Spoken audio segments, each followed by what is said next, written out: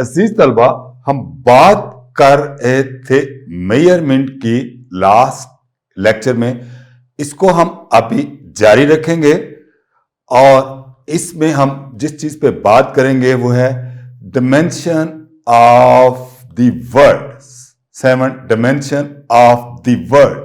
मेरा नाम डॉक्टर मोहम्मद रियाज है और इसमें हम देखेंगे फंडामेंटल क्वांटिटी और उनकी डिमेंशन क्या है। तो ज़हन में रखिए, लेंथ के लिए हम L और उसको ब्रैकेट में बंद कर देते हैं, मास के लिए M, टाइम के लिए T, temperature K, current A, amount of substance M and luminous of intensity J। तो आपने ये ज़हन नशीन कर लेना है कि कौन सी फंडामेंटल डिमेंशन के लिए कौन सी फंडामेंटल क्वांटिटी के लिए हम कौन सी डिमेंशन इस्तेमाल करते हैं। डिमेंशन ऑफ फिजिकल क्वांटिटी, अगर हम इसको डिफाइन करें, the power of fundamental quantity in a derived quantity are called dimension of that quantity. तो हम यहां पे जो वर्ड अहम है वो है the power of fundamental quantity in a derived quantity are called dimension of the quantity. तो बात यहां फंडामेंटल की पावर की हो रही है, तो यहां आपने देखना है power of fundamental quantity in a derived quantity are called dimension of the quantity. तो ये बात आप ज़हन में रखिएगा और रखने के बाद आप देखेंगे नेक्स्ट। अब हम क्या करते हैं, हम लेते हैं इसकी एक एग्जांपल। तो यहां पे आप देख रहे हैं कि डेंसिटी का जो फार्मूला है, आप जानते हैं, आपने जो छोटी क्लासेस में क्लास 8, 6, 8, 7 में पढ़ा होगा कि डेंसिटी होती है मास पर यूनिट वॉल्यूम और मास पर यूनिट वॉल्यूम। अब आप यहां पे देखें कि ये फार्मूला है हमारे पास डेंसिटी का, मास पर यूनिट वॉल्यूम। तो जनाब मास तो ये हो गई, ठीक है। उसके बाद वॉल्यूम को आपको पता है, वॉल्यूम का फार्मूला हमारे पास है लेंथ, वॉल्यूम जो है लेंथ, ब्रेड्थ एंड हाइट। इसमें हम 3 चीजें लेते हैं, लेंथ, ब्रेड्थ एंड हाइट। अगर किसी भी क्यूबिक बॉडी की जिसमें डेंसिटी है उसकी लेंथ, ब्रेड्थ और हाइट बराबर हो और इसको हम किस चीज से नोट करते हैं, लेंथ को। लेंथ की डिमेंशन क्या है जरा मुझे बताइए। और लेंथ की डिमेंशन है हमारे पास, लेंथ की डिमेंशन है हमारे पास क्या, L। तो यहां पे आप देख रहे हैं कि डेंसिटी की जो लिए हमने वो ले ली M, मास की जो डिमेंशन है M और लेंथ की डिमेंशन L। इसी तरह फिर ब्रेड्थ की डिमेंशन भी हमने L ले ली और हाइट की डिमेंशन भी हमने L ले ली। तो ये 3 L आ गए। अब L तीनों को मल्टीप्लाई के तो L क्यूब बन गया और यहां पे M। यहां पे आप देख रहे हैं कि L जो है वो डिवाइड हो रहा है और आप जानते हैं कि जब हम इसको L को यहां पे ऊपर ले जाएंगे यहां पे, तो क्या हो जाएगा, ये इसके साथ माइनस आ जाएगा। क्या आ जाएगा, ML-3। तो आप ये देखेंगे hence dimension of density are in mass 1। तो जो इसकी डिमेंशन होगी मास की वो 1 होगी और लेंथ की कितनी होगी, -3। लेंथ की कौन सी होगी, ये -3। ये किस चीज की है, ठीक है, ये हमारे पास है लेंथ की डेंसिटी, लेंथ की, ठीक है। तो हमने यहां पे ये साबित कर लिया कि the dimension of density are 1 in mass and -3 in length. तो मुझे उम्मीद है कि इस एग्जाम्पल से आपका डिमेंशन का कंसेप्ट जो है वो क्लियर हो चुका होगा। अब हम आगे चलते हैं। यूजेस ऑफ डिमेंशन, डिमेंशन के इस्तेमाल क्या हैं? To check the correctness of equation, नंबर 1 कि हमने चेक करना है कि इक्वेशन करेक्ट है। टू कन्वर्ट यूनिट, दूसरा इस्तेमाल टू ड्राइव फार्मूला, तो कितने हुए हमारे पास? 3। To check the correctness of equation, to convert unit, to derive formula. तो अब हम क्या करते हैं, इन्हीं को वन बाय वन देखते हैं। तो पहले to check the correctness of equation, कि हम इक्वेशन को चेक करते हैं इसकी करेक्टनेस।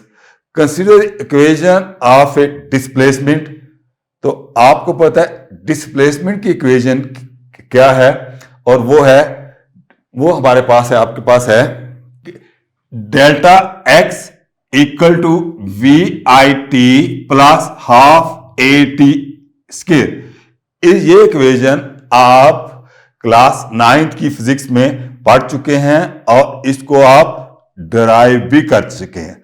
अब हम क्या करते हैं कि इनको हम डायमेंशन में लिखते हैं। अभी आपको पता है कि डेल्टा एक्स डिस्प्लेसमेंट, तो यहां पे डेल्टा एक्स जो है वो डिस्प्लेसमेंट है और इसकी डायमेंशन क्या है? डिस्प्लेसमेंट की, क्योंकि डिस्टेंस है, एल है। Velocity v i t, velocity time equal to है लेंथ टाइम मल्टीप्लाई टाइम। तो जनाब हमने जब वेलोसिटी की डायमेंशन लिखी, वेलोसिटी की, तो वो हमारे पास है लेंथ और टाइम, ये चीज आ गई। और इसके बाद हम जब टी का किया तो टी का टाइम, ये हमारे पास टाइम आ गया। अब क्या हुआ कि यहां टाइम से टाइम कैंसल और हमारे पास क्या बच गया? लेंथ।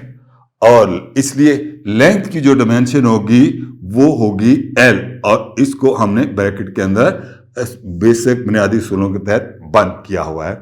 इसके बाद देखें नेक्स्ट है ए टी स्क्वायर, और ए आपको एक्सेलरेशन मल्टीप्लाई टाइम स्क्वायर। अब आपको पता है कि हम एक्सेलरेशन जो है ए, इसको जब हम डायमेंशन में लिखते हैं तो वो लिखते हैं ये length divided by time square multiply time square. तो जनाब टाइम स्क्वायर को टाइम स्क्वायर से कैंसिल करें और आपके पास लेंथ फिर अगेन क्या आ गई? एल। तो आपने देखा the dimension of each term are same, hence equation is dimensionally correct. क्यों? डिस्प्लेसमेंट की डायमेंशन एल है, वी आई टी की स्क्वायर डायमेंशन एल है, ए टी की स्क्वायर, ए टी का स्क्वायर की डायमेंशन एल है। तो डायमेंशन ऑफ ईच टर्म, तीनों टर्मों की, hence equation is dimensionally correct. इस तरह आप जो है वो इक्वेशन जो है उसको देख लगते हैं कि इसकी डायमेंशन करेक्ट है। मैं आपको यहां पे एक छोटा सा होमवर्क देता हूं। ये सेकंड इक्वेशन है मोशन की, आप फर्स्ट इक्वेशन जो है मोशन की और थर्ड इक्वेशन है उसको डराइव करके देखें तो क्या उसकी डायमेंशन भी करेक्ट होगी, और ये होगा आपका होमवर्क इसके ऊपर। अगर आप करते तो इसका मतलब कि आप करेक्टनेस ऑफ इक्वेशन की डायमेंशन का कंसेप्ट समझ चुके हैं। तो अगला पॉइंट था हमारा टू कन्वर्ट यूनिट। तो जनाब यूनिट को कैसे कन्वर्ट करें? Let us convert Newton. आपको पता है न्यूटन किसकी यूनिट है? ये यूनिट ऑफ फोर्स है। किस सिस्टम में? पिछले लेक्चर में हमने पढ़ा था एमकेएस सिस्टम में, मीटर किलोग्राम सिस्टम में। और इस मीटर किलोग्राम सिस्टम को हम इंटरनेशनल सिस्टम या एसआई सिस्टम कहते हैं, और इसको बदलना है हमने किन में? डाइन भी यूनिट है किसका? फोर्स का। CGS system in unit. अब देखते हैं क्या होगा। द डायमेंशन ऑफ फोर्स की डायमेंशन क्या होगी? L m t square. F is equal to है एम ए। तो जो फार्मूला उसके मुताबिक ये डायमेंशन आ गई। अब 1 न्यूटन आपको तो 1 metre 1 kg divide by into 1 second -2। तो ये हमारे पास जो ये यूनिट हमने ले लिया, ये हमारे पास है ये सेकंड, ये हमारे पास आ गया मीटर, किलोग्राम और ये सेकंड स्केल जो डिवाइड हो रहा है। अब इसी तरह हम, ये तो हमने ली न्यूटन में, अब इसी तरह ये जो दूसरी डिमेंशन है ये हम में ले लेते हैं।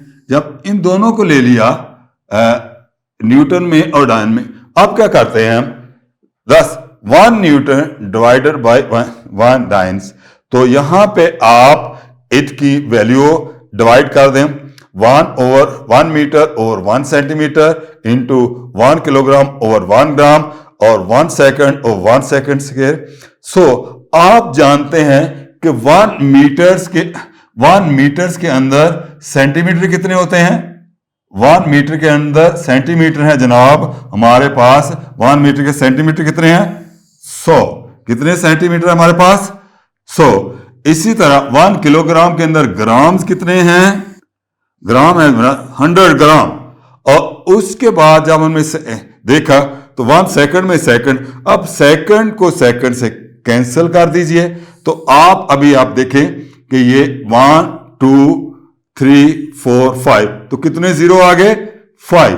तो हम लिख सकते हैं 1, पहले ये 100 आप यहां पे लिख दीजिए और ये 1000, अब 20 और 30 ये बन गया 10 इज पावर 5।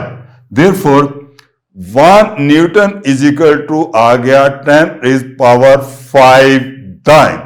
अब आप हाउ टू कन्वर्ट यूनिट आप समझ चुके होंगे कि इसको हम कैसे बदलेंगे।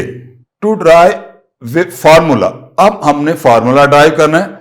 The time period of oscillation of simple pendulum depend on length L and acceleration due to gravity G. Let assume that हम ये assume कर लेते हैं कि T is directly proportional to LA and GB और T is equal to KLA over GB.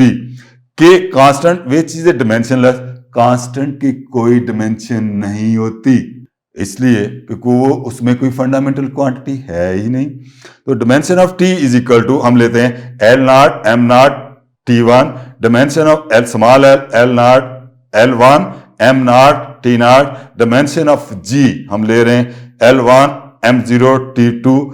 दस L हम इस फार्मूले में ये वैल्यू पुट करेंगे और वैल्यू पुट करने के बाद अब हमारे पास क्या आ गया, अगर हम इन दोनों की डिमेंशन को कंपेयर करें, यहां पे आप देखिए कि हम जो क्या करेंगे कि हम यहां पे दोनों की डिमेंशन को कंपेयर करते हैं, तो ये जो L की डिमेंशन है हमारे पास क्या है, ये AB, तो यहां पे क्या आ गया हमारे पास ये L की AB किसके बराबर है, वो L0 के, और दूसरी M0 T-1, तो वो किसके बराबर आ गई, यहां पे 1 के। तो अब जब a plus b is equal to 0 है, ये चीज आ गई, तो लिहाजा हमने देखा कि a plus b is equal to 0 and 2b is equal to 1। So यहां से हम क्या करते हैं कि b इज इक्वल टू, अब हम क्या करेंगे कि यहां पे हम b की वैल्यू, यहां पे b की वैल्यू क्या है, b की वैल्यू यहां पे अब जब लेंगे तो आप देखेंगे कि वो आ जाएगी, b की वैल्यू हल करेंगे तो b आ जाएगा हमारे पास -1/2, और a की वैल्यू जब इस इक्वेशन में पुट करेंगे तो a इज इक्वल टू 1.2। तो हम देख रहे हैं कि यहां पे b की वैल्यू -1/2 एंड b की वैल्यू +1/2। अब जनाब इन दोनों में वैल्यू पुट कर दें और ये वैल्यू आ गई, L की वैल्यू 1/2 और G की वैल्यू 1। अब आप क्या करेंगे कि इसका मतलब ये है कि इसको हम क्या करेंगे कि जब हम G को ऊपर ले जाए तो ये प्लस बन जाएगा, जब प्लस बन जाएगा तो इसको 1/2 है, इसलिए हम क्या करेंगे, इसका अंडर रूट ले लेंगे, तो हमारे पास ये इक्वेशन बन जाएगी T इज इक्वल टू के L over G under root. यहां पे आपको जिस चीज जो कंफ्यूज कर रही होगी, एक तो G लिए और 1/2 का मतलब है किसी की पावर का अंडर रूट। अगर ये कंसेप्ट आपका क्लियर है तो फिर आप आसानी से इसको समझ चुके होंगे। तो अजीज तलबा, आपने देखा कि हमने फार्मूला डराइव कर लिया। इस तरह आप किसी और फार्मूला कोई भी फिजिक्स का लें तो उसको आप ड्राइव कर सकते हैं। नेक्स्ट बहुत ही दिलचस्प टॉपिक है और वह है least count of instrument. Least का मतलब कम से कम, कि कोई इंस्ट्रूमेंट जो है वो कम से कम जो है कितना कम काउंट कर सकता है। Smallest value that can be measured by the measuring instrument is called its least count or its solution। इसको हम जो स्मॉलेस्ट वैल्यू कोई इंस्ट्रूमेंट जो है वो मेजर कर सकता है उसको हम कहते हैं कि लीस्ट काउंट, कि जनाब कम से कम ये इतना मेजर कर सकता है, इससे कम नहीं मेजर कर सकता। हम फिजिक्स में बहुत से ऐसे इंस्ट्रूमेंट यूज करते हैं जो मुख्तलिफ मेजरमेंट के लिए हम इस्तेमाल करते हैं। तो जी तलबा आप देखते हैं कि वो आम जो ज़्यादातर इंस्ट्रूमेंट आप मैट्रिक में या हायर सेकेंडरी में यूज करते हैं वो कौन कौन से हैं। तो जनाब least count of length major instrument, तो जो पहला हम ले रहे हैं वो है रूलर स्केल। तो रूलर स्केल कम से कम कौन सी कितनी जो है क्वांटिटी को सब मेजर कर सकता है। तो जनाब लीस्ट काउंट जो है रूलर का वो है 1 मिलीमीटर। आप गौर से देखें तो यहां पे इसके ऊपर आप इस मीटर के ऊपर ये लगे होंगे, तो ये स्मॉलेस्ट जो है, स्मॉलेस्ट ये क्वांटिटी एक छोटी सी, तो ये एक जो है वो 1 सेंटीमीटर है। तो 1 सेंटीमीटर कम से कम जो है ये मालूम जो मेजर कर सकता है। जब हम सेंटीमीटर की बात करते हैं तो आपने इसी तरह वर्नियर कैलिपर जो है उसकी मदद से जब हम काउंट करते हैं तो इसका लीस्ट काउंट है 0.1 मिलीमीटर, यानी मिलीमीटर का 10वां हिस्सा। तो हमारे पास रूलर कितना करता है 1 मिलीमीटर, और अगर 1 मिलीमीटर का 10वां हिस्सा मालूम करना हो तो हम कौन सा आला इस्तेमाल करते हैं, वर्नियर कैलिपर। नेक्स्ट जो हम कर रहे हैं वो है हमारे पास स्क्रू गेज। तो वर्नियर कैलिपर के बाद जो इंस्ट्रूमेंट आता है हमारे पास वो है स्क्रू गेज। तो स्क्रू गेज लीस्ट काउंट ये कर लेता है जनाब 0.01 मिलीमीटर। तो ये इससे भी कम मेजर कर सकता है, यानी मिलीमीटर का 1/100th पार्ट जो है उसको मेजर कर सकता है। और उसके बाद हम ले स्फीरोमीटर। तो स्फीरोमीटर जो इसका लीस्ट काउंट है 0.001, यानी 1000th पार्ट जो है सेंटीमीटर जो मिलीमीटर का वो हमें ये मेजर कर सकता है। तो ये हमारे पास ruler, vernier calliper, screw gauge और स्फीरोमीटर, ये कुछ ऐसे आलात हैं जो हम यूज करते हैं लीस्ट काउंट मेजर करने के लिए। लीस्ट काउंट ऑफ मास, अब पहले तो हमने लेंथ की बात की, अब हम बात करते हैं मास की।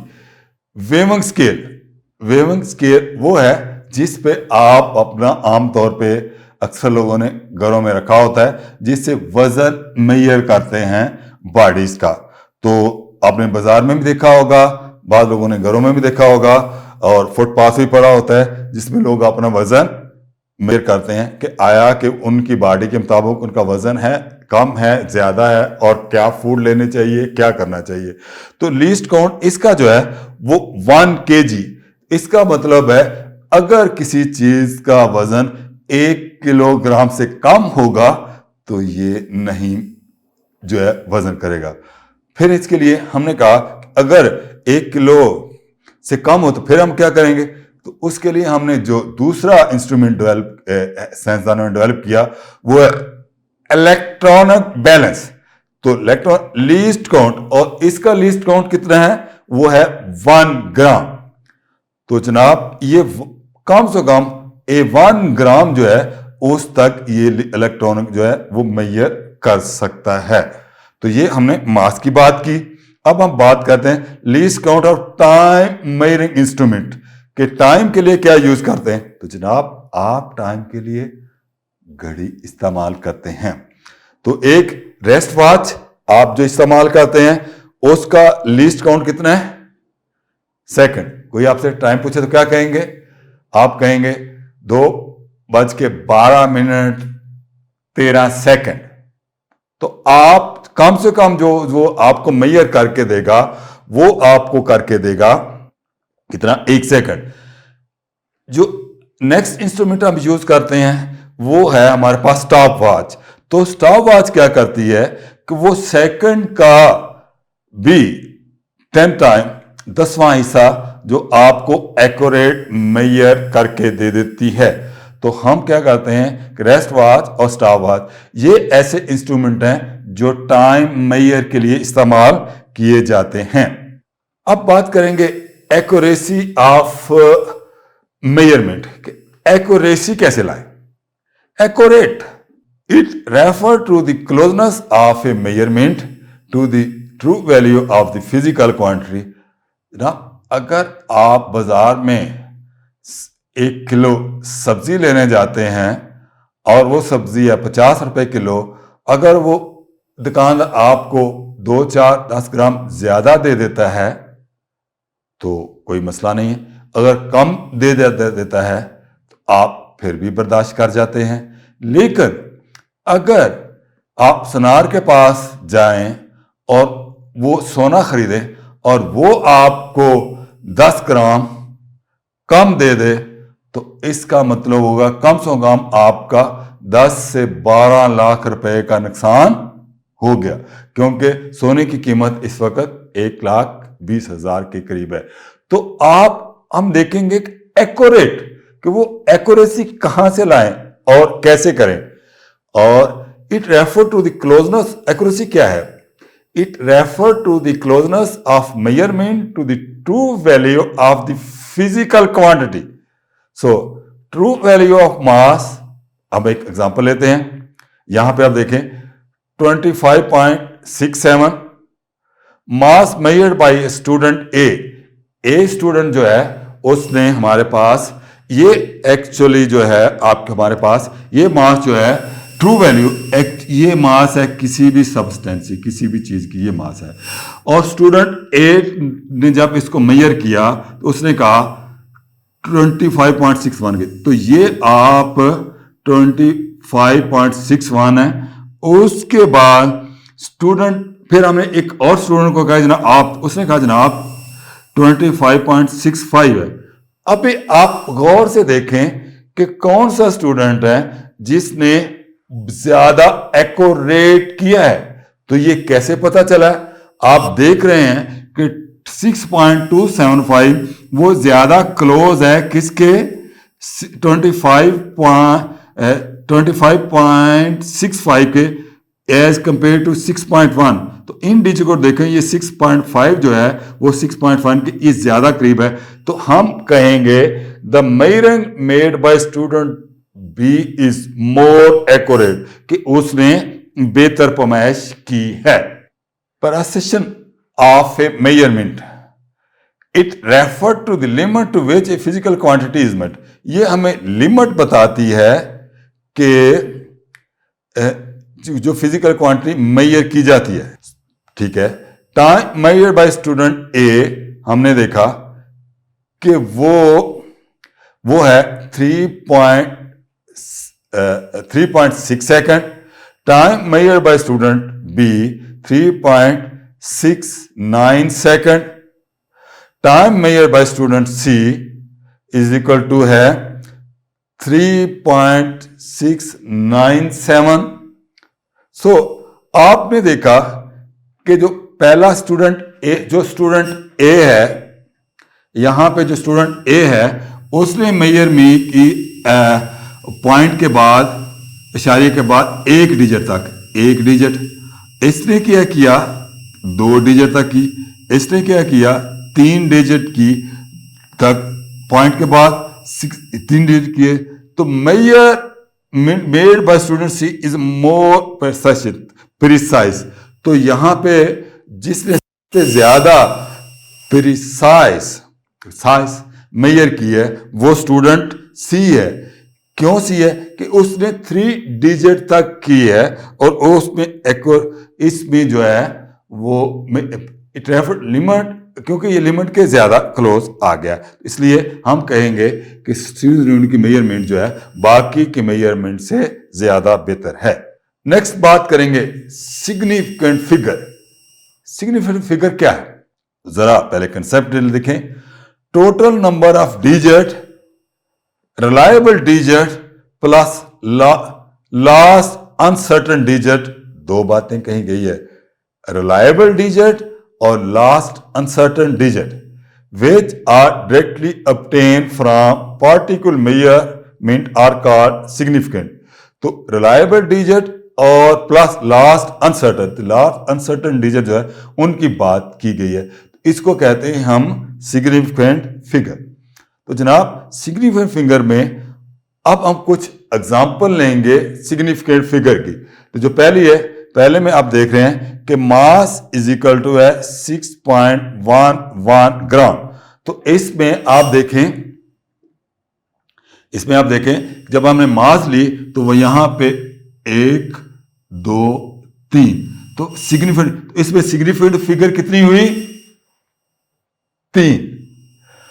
अब स्पीड के केस में लेते हैं हम, स्पीड के में ये है हमारे पास 6-7 किलोमीटर पर, तो इसमें सिग्निफिकेंट फिगर कितनी है, 2।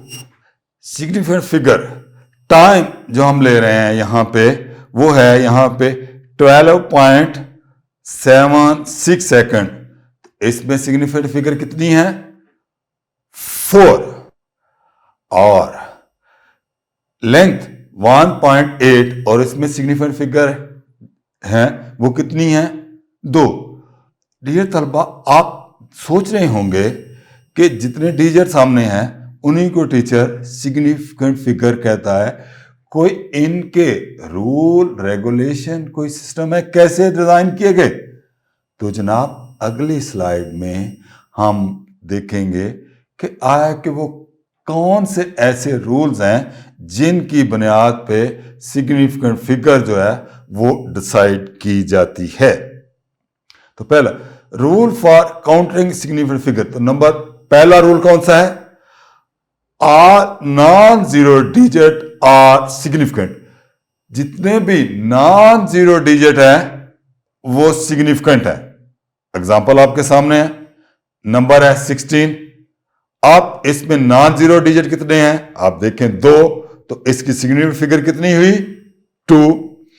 अब इसमें 35.6, तो इसमें नॉन जीरो डिजिट कितने हैं, 3, तो इसकी सिग्निफिकेंट फिगर कितनी हुई, 3। इसी तरह 6438, इसकी जो इसमें कितने डिजिट है, 4, तो ये इसकी सिग्निफिकेंट फिगर कितनी हुई, 4। उसके बाद आप देखें तो ये हमने ये रूल पहला रूल। दूसरा रूल क्या है, zero between non zero digit are significant, कि अगर जीरो जो है नॉन जीरो डिजिट के दरमियान में आ जाता है तो वो सिग्निफिकेंट होगा। कैसे, हमारे पास यहां नंबर है 205, तो 2 के बाद यहां पे आप देखें कि 2 के बाद आप देख रहे हैं यहां पे कि ये 0 है यहां पे, लेकिन और 0 ये इसके बाद 5 है, तो इसकी सिग्निफिकेंट फिगर कितनी हुई, 3। इसके बाद 3008, तो कितने डिजिट हुए आखिर पे, इसके 4 डिजिट, जीरो दोनों जीरो नॉन जीरो मिला के, तो ये इसी सिग्निफिकेंट फिगर 4।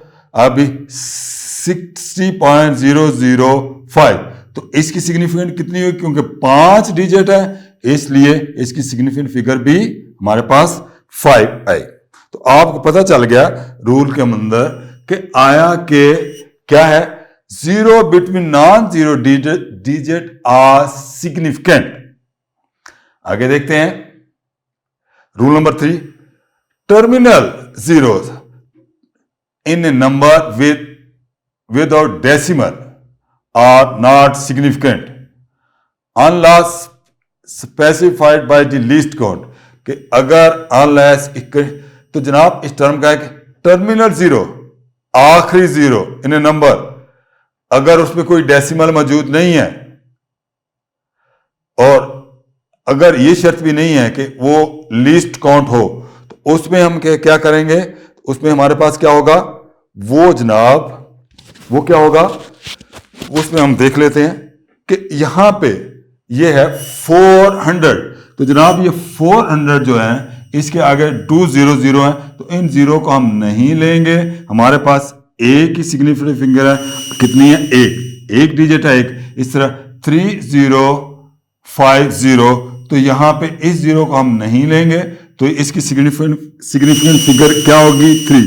इस तरह 2 + 0 + 1, तो अब लीस्ट काउंट तो यहां पे मौजूद है, ये एक और दूसरा ये 1, तो यहां पे इसकी सिग्निफिकेंट फिगर कितनी बनी, 2। Rule number 4, terminal zero that are also with the right of decimal point in number are significant.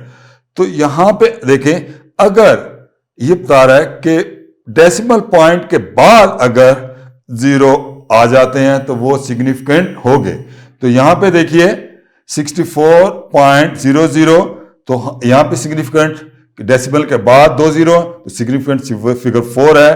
3.600 significant figure 3 है, और 25.06 और इसकी सिग्निफिकेंट फिगर कितनी है, 5। तो मैं एज ए टीचर उम्मीद करता हूं कि आप सिग्निफिकेंट फिगर का रूल नंबर 4 समझ चुके होंगे। अब रूल नंबर 5 पे चलते हैं। If the number is less then 1, all zero before the first non-zero digit are not significant। अगर कोई नंबर लेस देन है, if the number is less than 1, all zero before the first non-zero digit are not significant। तो यहां पे जितने भी वो zero होंगे वो नॉन सिग्निफिकेंट होंगे। इसमें देखें कि ये जो नंबर है हमारे पास यहां पे ये लेस देन है, इज लेस देन 1, तो जब लेस देन 1 है इसमें जो सिग्निफिकेंट फिगर है वो 64 है, तो 64 2 डिजिट है, तो इसकी सिग्निफिकेंट 2 हो गई। इसी तरह ये हम 0.0 ये काउंट नहीं करेंगे, तो 850 ये इसकी सिग्निफिकेंट 3 हो गई। इसी तरह इसकी सिग्निफिकेंट 2, इन जीरो को काउंट नहीं करेंगे, 2050 इसकी सिग्निफिकेंट फिगर जो है वो 4 हो गई। तो अब आपने देखा इनकी सिग्निफिकेंट फिगर्स क्या है। Rule number 6, during conversation of unit use power of 10 to avoid confusion. तो अब आपने क्या करना है कि कंफ्यूजन को दूर करने के लिए आप पावर 10 इस्तेमाल करें। तो यहां पे देखिए कि 2.700 है, तो अब हम यहां पे अगर कंफ्यूज हैं तो जनाब 2.70 अब इसमें यूज अवॉइड कर दें, तो ये इसकी सिग्निफिकेंट फिगर 4 हुई। इसी तरह यहां पे जो 2.7 10 इज पावर इतना, तो यहां पे भी सिग्निफिकेंट फिगर 4 हुई। तो जनाब हमने क्या कहा, during conversation of unit use power of 10 to avoid. अगर आप पावर ऑफ 10 यूज करते हैं तो आप आपकी कंफ्यूजन से बच जाते हैं, आप इसको अवॉइड कर जाते हैं। नेक्स्ट बात करेंगे हम एग्जैक्ट नंबर की। Exact number are either define number are the result of counting. तो यहां पर देखें, they have infinitive number of significant figure because they are reliable. तो एग्जैक्ट नंबर और डिफाइन नंबर होंगे या result, they have infinitive number of significant figure, इनके अंदर सिग्निफिकेंट फिगर जो होगी दे आर, क्योंकि दे रिलायबल है। 1 डजन 12 ऑब्जेक्ट को कहते हैं, अगर 12 चीजें इकट्ठी करें तो उनको 1 डजन कहेंगे। 1 आवर 60 मिनट्स हैं, तो यहां पे by definition 1 hour 60 minute, 1 inch 2.5, तो यहां पे 45 student, 5 apples, 6 faces of cube. तो क्योंकि यहां पे सारे एग्जैक्ट नंबर है, इसलिए हमें एग्जैक्ट नंबर और number result of the infinite number of significant figure because they are क्योंकि ये रिलायबल्स हैं. Rule for rounding off A number, तो जनाब नंबर जो है उनको राउंड ऑफ कैसे करें. If the digit to be drop is less than 5 then the preceding digit is left unchange. अगर किसी का आखिरी डिजिट जो है वो लेस देन 5 है, the preceding digit is left unchange. तो जो अगर आखिरी डिजिट को हम करें तो वो उसमें नहीं होगा. जैसे मिसाल के तौर पे आप यहां पे लीजिए, यहां पे जनाब आप ले सकते हैं, तो ये है 64.62. तो इसको हमने, अब ये जो डिजिट है ये लेस देन 5 है, ये 5 से कम है, तो इसलिए हम जब इसको ड्रॉप करेंगे तो 6 पॉइंट हमारे पास क्या आ जाएगा 64.6, इसको नहीं. इसी तरह अगर हम नेक्स्ट को देखते हैं कि यहां पे 3.651, तो यहां पे हम 1 को ड्रॉप करते हैं तो नो प्रॉब्लम 3.65, क्योंकि 1 5 से कम है. इसी तरह हम अगर यहां पे देखते हैं 546.3, तो यहां इस 3 को हम ड्रॉप कर देते हैं तो नो प्रॉब्लम, क्योंकि ये लास्ट डिजिट है.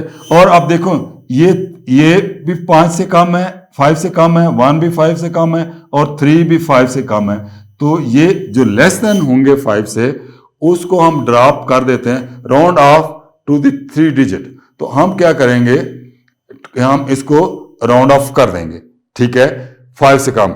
अब हम अगली बात करते हैं, तो वो है जनाब, if the digit to be drop is more than 5 then the preceding digit is raised by 1. तो अगर if the digit to be, जो डिजिट हम ड्रॉप कर रहे हैं अगर 5 से ज्यादा है तो फिर हम क्या कर देते हैं, प्रीसीडिंग डिजिट रेज, तो हम एक बढ़ा देते हैं. ये हम डेली असूल में इस्तेमाल करते हैं. मिसाल के तौर पे देखिए, यहां पे जो लास्ट डिजिट है वो है 9, और ये 9 जो है वो 5 से बड़ा है, इसलिए हम क्या कर देते हैं कि ये 7 है इसको हम यहां पे क्या बना देंगे, 8 बना देते हैं. 1 बढ़ाते 7 के बाद आपको पता है 8 आता है. इसी तरह आप देख रहे हैं कि 93.46, तो क्योंकि ये 4 है, 6 को हम ड्रॉप कर रहे हैं और ये जो 4 है ये क्या बन जाएगा आके जाके यहाँ पे 5, क्योंकि इसको हम बढ़ा देंगे. इसी तरह हम आगे देखते हैं कि यहाँ पे 683.5 है, तो ये 5 से बड़ा है. तो हम क्या करेंगे कि ये जो लास्ट 3 है इसको हम 4 कर देंगे. तो आप देख रहे हैं कि अगर जो डिजिट हम ड्रॉप कर रहे हैं वो 5 से बड़ा है तो हम क्या कर देते हैं कि जो प्रीसीडिंग डिजिट्स है, जो आगे डिजिट आ रहा है उसको हम 1 बढ़ा देते हैं. If the digit to be drop is 5 followed by digit either than 0 then the preceding digit raise. और अगर हम ये कर देते हैं कि if the digit to be drop is 5 followed by the digit other than 0 then the preceding digit is raised by 1. तो यहां पे आप देख रहे हैं कि आया कि हमने क्या किया कि 62.35, तो यहां पे हमने देखा कि आया किसको जो ये डिजिट 5 है, तो हमने क्या किया कि ये जो 3 है जब हम इसको 5 को ड्रॉप कर दिया तो हमने क्या 3 को इसको 4 एक डिजिट ऊपर ले गए. इसी तरह जब हमने इस चीज समझ लीजिए कि इस 5 है, 5 के बराबर है, तो हम क्या किया कि जब इसको ड्रॉप करेंगे तो इसको हमने क्या करना है कि इसको ये हमने 6 बना दिया. इसी तरह आप देख रहे हैं कि ये 5 है, तो हमने क्या कर दिया कि ये 9 है, तो हमने क्या किया कि यहां पे इसको 1 बढ़ाया और ये बन गया यहां पे 0, तो हमने 1 डिजिट बढ़ा दिया. तो यहां आप देख रहे हैं कि ये रूल नंबर 3 है. अब हम देखते हैं rule number 4. If the digit to be dropped is 5 follow by 0 और नथिंग, अगर 0 है और नथिंग है, the last remaining digit is increase by 1 if it is odd but left as it is even. अगर तो जनाब ये डिजिट लास्ट वाला जो है वो है ऑड तो 1 क्लिक कर दें, अगर इवन है तो लेफ्ट कर दें। तो यहां पे आप एग्जांपल में देख रहे हैं 53.350 है।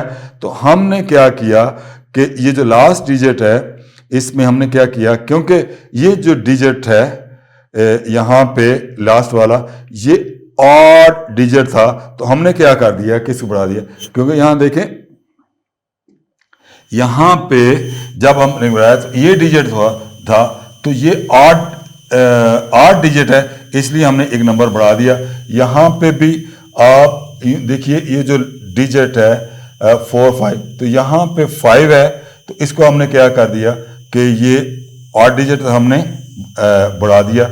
इसी तरह यहाँ पे ये डिजिट ऑड डिजिट है, तो हमने क्या किया कि इसको अडॉप्ट कर दिया। तो आप यहाँ पे देख रहे हैं कि हमने इस रूल को हम कैसे फॉलो करेंगे।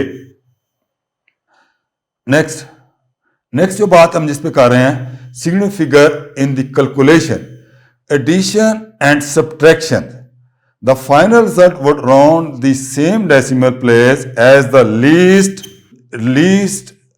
final result would round to the same decimal place as the least precession।